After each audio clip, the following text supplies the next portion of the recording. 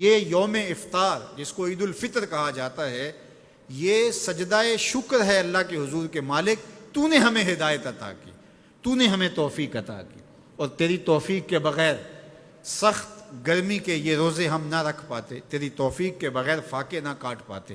یہ تیرے ہی کرم سے، تیری ہی دی ہوئی توفیق سے ہمیں صبر نصیب ہوا۔ الصوم و نصف الصبر، روزہ آدھا صبر ہے۔ تو جس نے توفیق دی، اب اسی کا شکریہ ادا کرنے کے لیے ہم کھلے میدان میں، ہم مرکز میں، ہم مسجد میں، ہم مختلف جگہوں پہ جمع ہوتے ہیں اور جمع ہو کے اس بات کا اعلان کرتے ہیں، مالک میری توفیق بھی تیرے کرم کا صدقہ، یہ قدم اٹھتے نہیں اٹھائے جاتے ہیں۔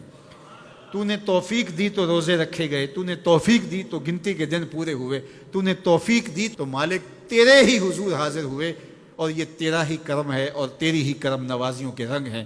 حضرت معاذ بن جبل رضی اللہ تعالیٰ عنہ فرماتے ہیں کہ ایک دن حضور نے میرا ہاتھ پکڑا اور ہاتھ پکڑ کے فرمایا، اے معاذ واللہ انی لاحبک، اللہ کی قسم میں تجھ سے پیار کرتا ہوں۔ پھر دوبارہ فرمایا، واللہ انی لاحبک، اے معاذ میں اللہ کی قسم تم سے پیار کرتا ہوں۔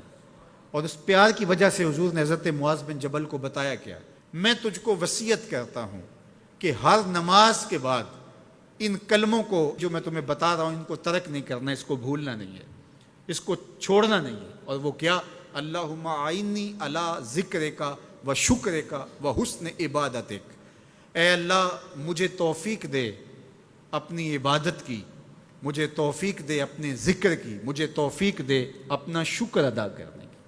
تو اللہ کا شکر ادا کرنے کی اس سے توفیق مانگی، مالک نعمت بھی تو دے اور اس نعمت پر شکرانے کی توفیق بھی تو عطا کر۔ اور اللہ فرماتے ہیں میری دی ہوئی نعمت پر میرا جب تم شکر ادا کرو گے میری دی ہوئی توفیق کے ساتھ، تو میں تم سے عہد کرتا ہوں لئن شکرتم لازیدنکم، میں تمہیں اور زیادہ عطا کروں گا۔ اللہ اکبر! شکریہ سے نعمت میں اضافہ ہوتا ہے، نعمت میں برکت ہوتی ہے۔ ایک دوسرے مقام پہ کتنی خوبصورت بات ارشاد کی، ما یفعل اللہ بعذابکم ان شکرتم و آمنتم، اللہ فرماتا ہے کہ وہ تمہیں عذاب دے کے کیا کرے گا اگر تم شکریہ ادا کرو اور ایمان لاؤ۔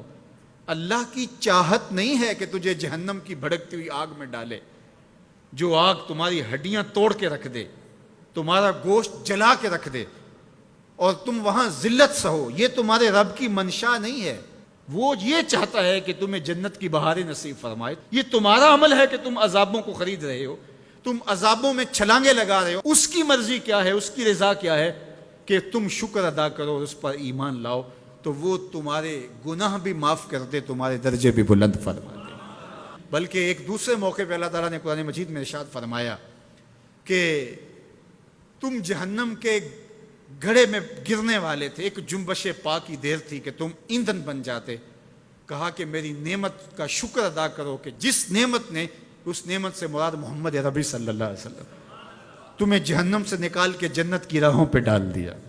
تو ہمارا رب ہمیں بخشنا چاہتا ہے، ہمارا رب ہماری مغفرت کرنا چاہتا ہے، ہمارے گناہوں کو معاف کرنا چاہتا ہے۔ رحمت رب بہانہ می جویت، اس کی رحمتیں بہانہ تلاش کرتی ہیں، اور بندوں کو بخشنا اسے بڑا پسند ہے۔ تو وہ کتنا کریم ہے، کتنا کریم ہے، کتنا کرم فرمانے والا ہے، کتنا رحیم ہے بندوں پر۔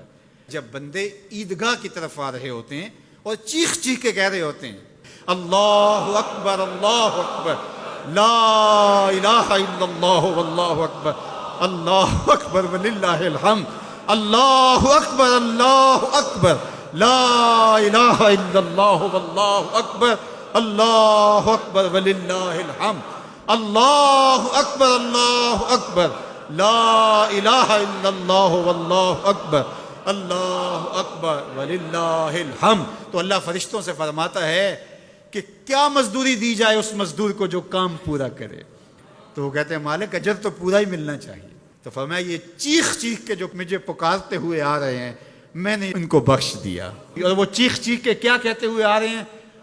اللہ اکبر لا الہ الا اللہ واللہ اکبر اللہ اکبر وللہ الحمد اللہ اکبر لا الہ الا اللہ واللہ اکبر اللہ اکبر وللہ الحمد.